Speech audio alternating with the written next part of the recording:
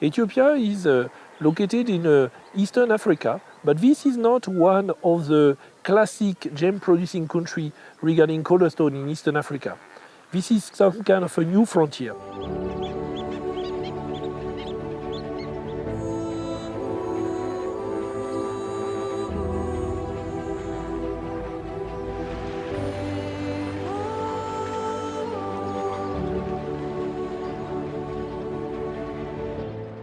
This expedition is my very first one in Ethiopia. Very recently, emerald and then sapphire were discovered in the country.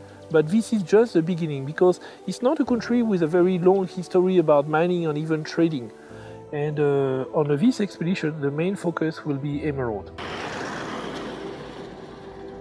Now we are driving to the new emerald mine by Gemfields in Ethiopia. The landscape changed quite a lot.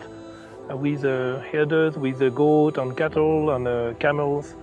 Still a little bit green because the rainy season finished about 1 month and a half ago.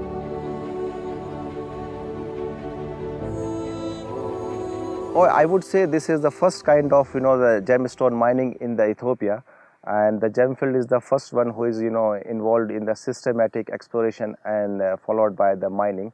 So I would say this will be the first one in Ethiopia. So when did you start this pit here? Supposed to start July, but eventually we started from August. Based on the findings for the exploratory drilling, eventually we selected a block for the bulk sampling, which we can see behind the bulk sampling is going on. So this is the 5th month of the bulk sampling.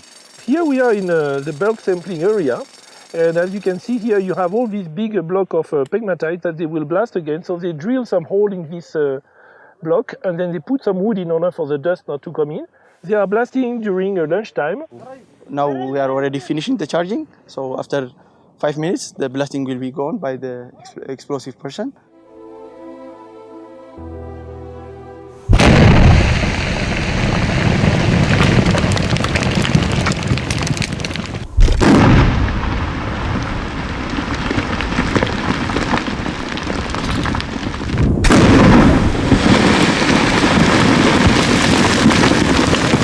Then they are cleaning, the area in order to separate the rocks that are potentially rich with emerald with the rocks that will go to waste. So now we are after the blast and we are looking in the rock in order to see if there are any emerald found. No. Okay.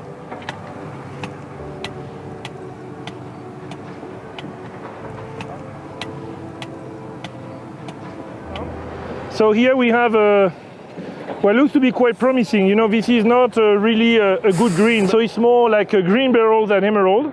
I will break it in order to see how big is a stone.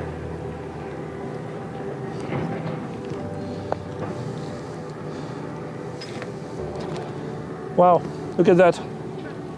When the emerald are inside the pegmatite, they are usually light in color because there is barium, but there is not enough chromium.